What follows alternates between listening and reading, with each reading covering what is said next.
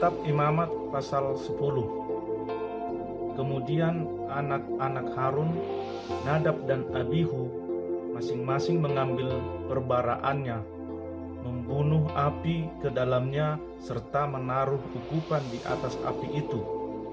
Dengan demikian, mereka mempersembahkan ke hadapan Tuhan api yang asing yang tidak diperintahkannya kepada mereka. Maka keluarlah api dari hadapan Tuhan, lalu menghanguskan keduanya sehingga mati di hadapan Tuhan.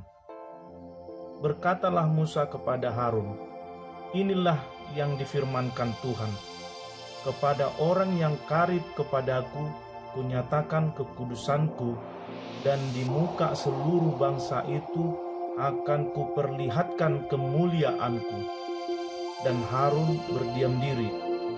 Kemudian Musa memanggil Misael dan Elsafan, anak-anak Uziel, paman Harun, lalu berkata ia kepada mereka, "Datang kemari, angkatlah saudara-saudaramu ini dari depan tempat kudus keluar perkemahan." Mereka datang dan mengangkat mayat keduanya, masih berpakaian kemeja, keluar perkemahan seperti yang dikatakan Musa.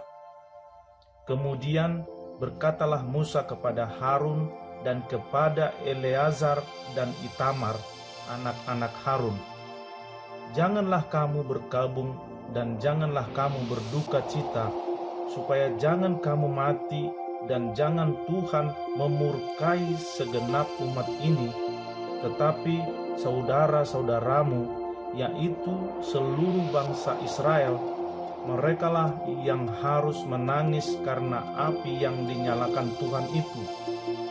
Janganlah kamu pergi dari depan pintu kemah pertemuan, supaya jangan kamu mati, karena minyak urapan Tuhan ada di atasmu." Mereka melakukan sesuai dengan perkataan Musa. Tuhan berfirman kepada Harun, "Janganlah engkau minum anggur atau minuman keras, engkau serta anak-anakmu, bila kamu masuk ke dalam kemah pertemuan, supaya jangan kamu mati. Itulah suatu ketetapan untuk selamanya bagi kamu turun-temurun.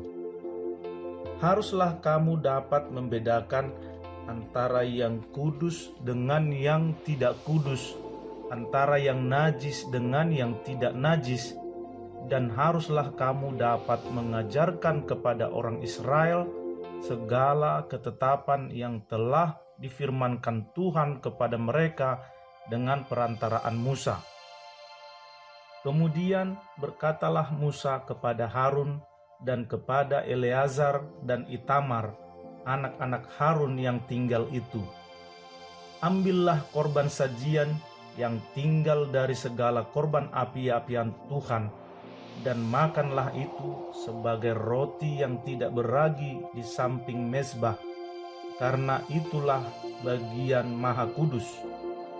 Haruslah kamu memakannya di suatu tempat yang kudus, karena itulah ketetapan bagimu dan anak-anakmu dari segala korban api-apian Tuhan, sebab demikianlah diperintahkan kepadaku. Dada persembahan unjukan dan paha persembahan khusus itu haruslah kamu makan di suatu tempat yang tahir, engkau ini serta anak-anakmu laki-laki dan perempuan, karena semuanya diberikan sebagai ketetapan bagimu dan anak-anakmu dari segala korban keselamatan orang Israel. Paha persembahan khusus dan dada persembahan unjukan itu haruslah dibawa mereka ke tempat segala korban api-apian yang dari lemak itu, supaya dipersembahkan sebagai persembahan unjukan di hadapan Tuhan. Itulah suatu ketetapan untuk selamanya bagimu serta bagi anak-anakmu, seperti yang diperintahkan Tuhan." Kemudian Musa mencari dengan teliti kambing jantan korban penghapus dosa itu, tetapi ternyata kambing itu sudah habis dibakar.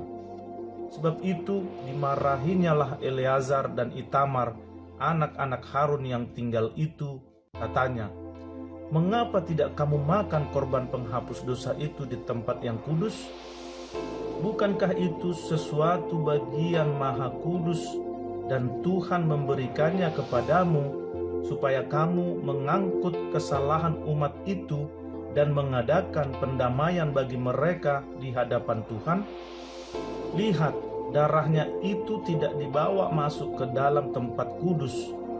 Bukankah seharusnya kamu memakannya di tempat kudus seperti yang telah kuperintahkan?" Lalu berkatalah Harun kepada Musa, "Memang benar, pada hari ini mereka telah mempersembahkan korban penghapus dosa dan korban bakaran mereka ke hadapan Tuhan, tetapi hal-hal seperti tadilah yang kualami. Jikalau pada hari ini aku memakan juga korban penghapus dosa, mungkinkah hal itu disetujui oleh Tuhan?" Ketika Musa mendengar itu, ia menyetujuinya.